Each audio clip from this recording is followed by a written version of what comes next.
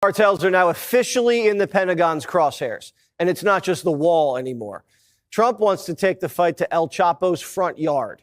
Well, this is happening. Donald Trump has officially given the order to Pete Hegseth. How can the DOD deal with the cartel? How can the DOD eliminate the cartel?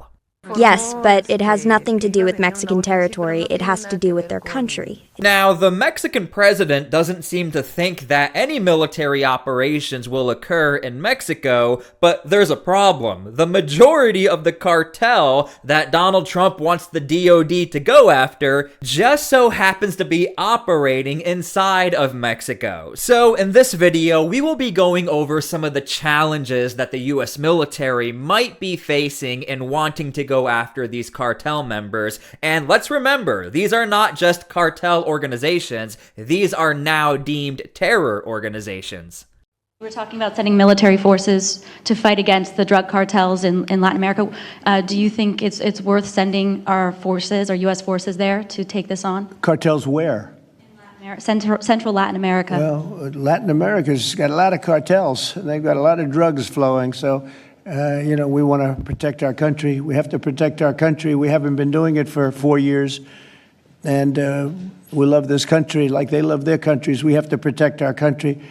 So, we're playing a tough game. Cartels where? The reason why Donald Trump said this is because the cartel are quite literally spread out throughout Mexico and South America. The map you're looking at really shows us just how vast this operation is. All of the little dots you see on the screen, these are violent events that occurred in July of 2025. These dots are everywhere throughout the map, and these dots connect to cartel members. So again, if the DOD just all of a sudden wants to go to war with these cartel members, they have quite the uphill battle of trying to figure out who exactly are we going to go after and where are we going to go first. Now, super quick, before we continue, make sure to please like this video. It's a massive way to help this channel, but it also helps others see the videos as well, and people need to be informed on what's going on right now. Yes, but it has nothing to do with Mexican territory. It has to do with their country. It does not involve our territory. So it would be within the United States? Within the United States, exactly. El Presidente doesn't comprehende. Okay, so here's where things get very interesting. The president of Mexico. She is very against the idea of Donald Trump using the US military to go after cartel members within Mexico. However, at the same time, she has always stated, I am highly against the cartel. Okay, so this is obviously going to be a problem. Now, the list you see right here, this is the U.S. designated foreign terror list, and these are the cartel organizations that were added to the list. Out of the 8 organizations you see here on the list, 6 of them happen to be headquartered or mainly operate inside of Mexico. This isn't a Mexican standoff. This is an order. The CIA is already flying surveillance drones over Mexican territory, gathering intel on the battle space. And Trump's not sending diplomats. He's sending Hegseth. This is about protecting the homeland from groups like the Sinaloa cartel. They import fentanyl from China and traffic it into the United States. Look at that.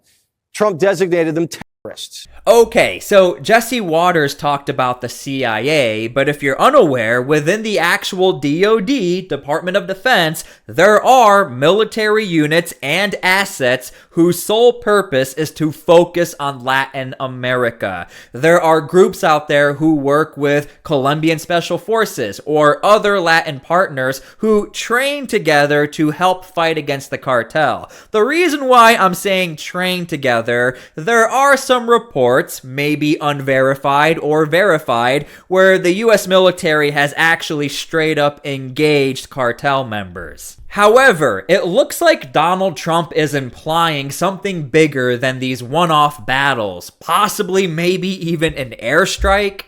And if they get cute, they're getting Soleimani'd. You know who did the roadside bomb, right? Soleimani. Where is he? Where is he? Where is Soleimani? We will talk about these airstrikes in a second, but I think this graph is going to be the most important thing for Donald Trump. He's going to need support and he's going to need justification. If you're going to send our men and women into battle, you better have a good reason. And I think Donald Trump actually has a pretty decent reason. What you see right here is a comparison on Americans who lost their lives due to the cartel or lost their lives due to acts of terror away from the cartel. The blue lines and dots represents the cartel. The orange, that represents other terror organizations. And obviously we know one of the biggest terror events that happened in America, you see in the graph, happened 2001 September. But beyond that, it flatlines. Everything here belongs to the cartel and linking it to Americans losing their lives. What can you tell us about the CIA drone flights over Mexico? Is this the next step in the war against the cartel? Well, we're going to see. We're dealing with Mexico. I have a very good relationship with Mexico, but I think Mexico is largely run by the cartels, and that's a sad thing to say. And if they wanted help with that, we'd give them help. Of course, Donald Trump will not be talking about why the CIA is flying over Mexico, but I think we can take a pretty educated guess as to why they are doing it.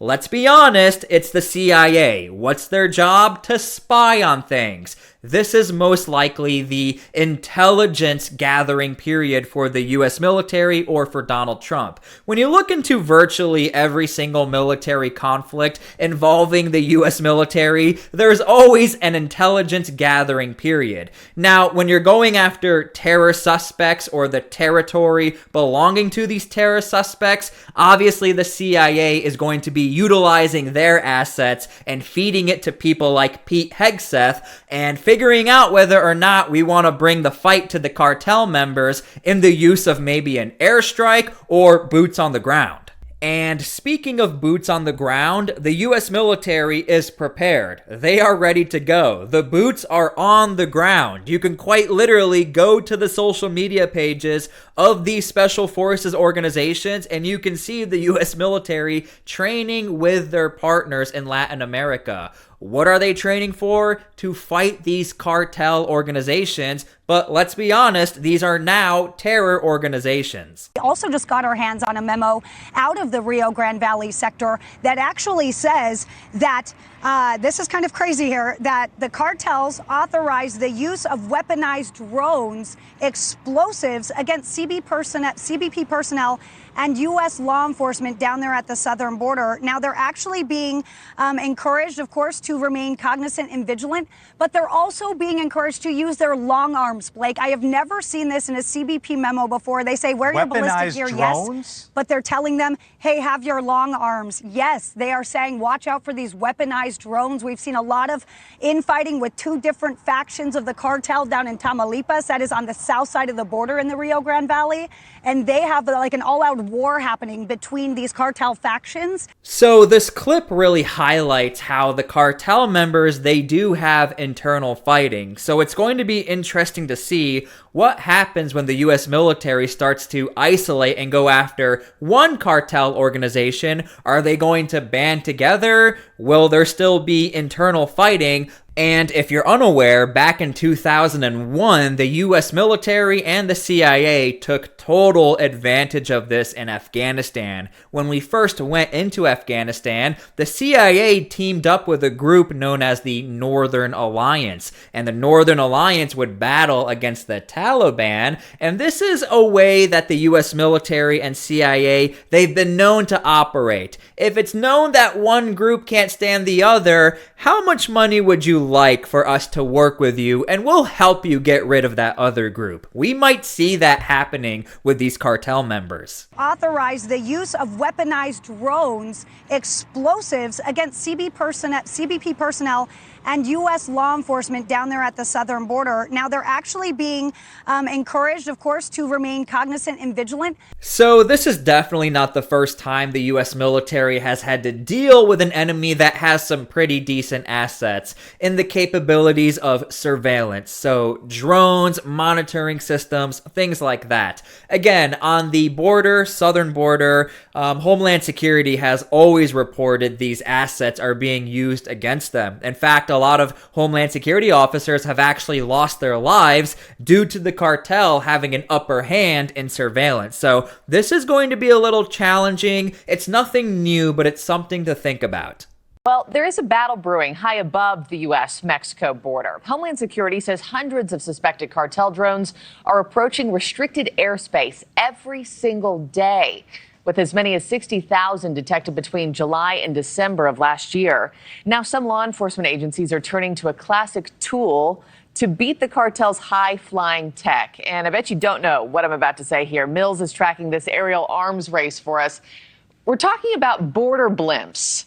How does that work? And what do those look like? Now, these blimps may look goofy, but they're very crucial, and you'll see why this matters. These blimps are used as a surveillance asset. There's no one in the blimp. However, there is high-tech equipment that's attached to the blimp, such as a camera and things like that. Now, the reason why this is very interesting is because the southern border, they are using these blimps, but you know who really made this famous was the U.S. military overseas in protecting bases like in Afghanistan or Iraq. These were very crucial in identifying enemy opponents who were trying to capture a base or come towards a base. But that's not even the point of all of this. The point is the U.S. military and their tactics and equipment, it's already been facing the cartel. But the question is, how direct is the Trump administration willing to get against these cartel members? Will we see an airstrike? Will we see special forces publicly go after these cartel members? Will we see conventional forces start to step in and go after these cartel members? Only time will tell. What we do know is that the U.S. military is way more prepared than people understand. They are ready to go. The Trump administration knows this. Pete Hegseth knows this. It's just whether or not we are going to fully commit to this operation. Because once you go to war with the cartel, there's no peace treaty. It's you either win this battle or you lose. So this is going to be quite an interesting spectacle if this all goes down.